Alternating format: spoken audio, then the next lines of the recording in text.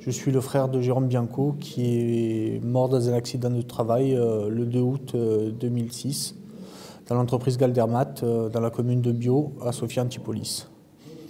Et j'ai répondu à l'invitation de l'association Copernic, entre guillemets pour remplacer aussi la présence de mon père qui est tombé malade à cause de ces événements, parce que c'est aussi une suite malheureuse, puisque quand on a subi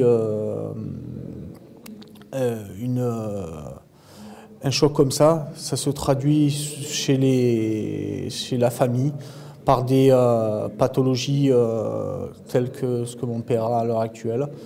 Et j'ai mon jeune frère qui est juste derrière moi qui, depuis cet accident, a des thérapies psychiatriques pour essayer de retrouver le chemin de la guérison, parce que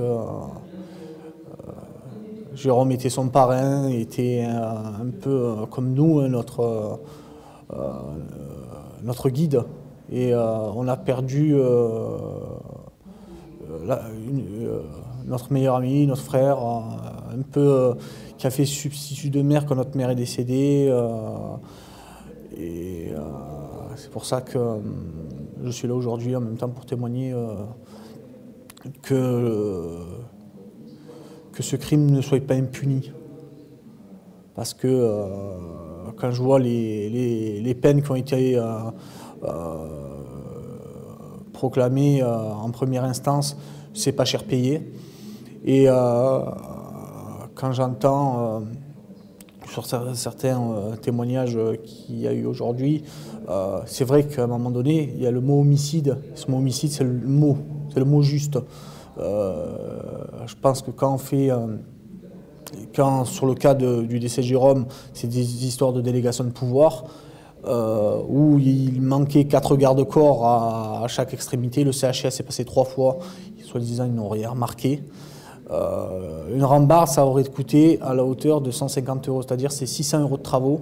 On a préféré bâcler ces 600 € et subir un drame.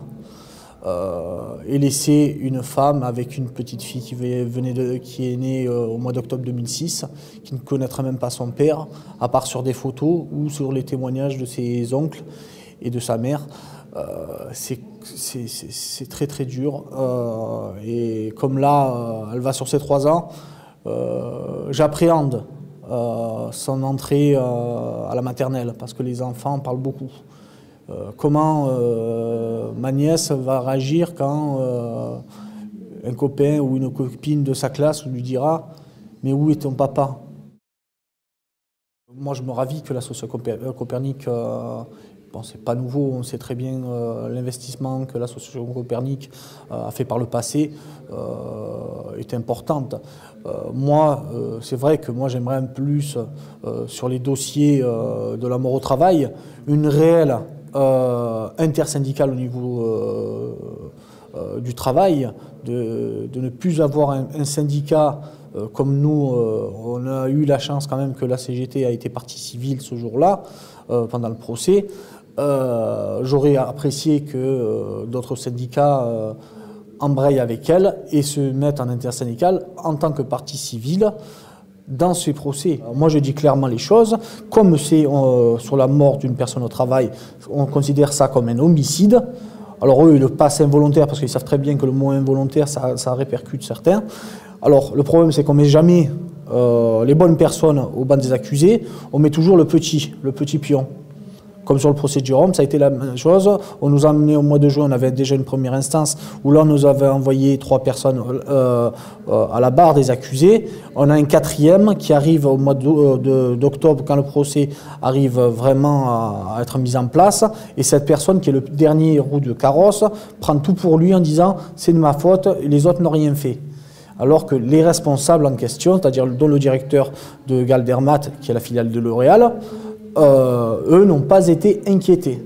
Le responsable de la société TFN n'a pas été, lui, mis en cause, mais le responsable du secteur de Sophia Antipolis, lui a été condamné, c'est-à-dire le petit pion encore qui a été condamné. On ne condamne pas les bonnes personnes. Et moi je dis les choses, c'est que les entreprises soient pénalement condamnées, mais que les réelles personnes qui sont responsables de ces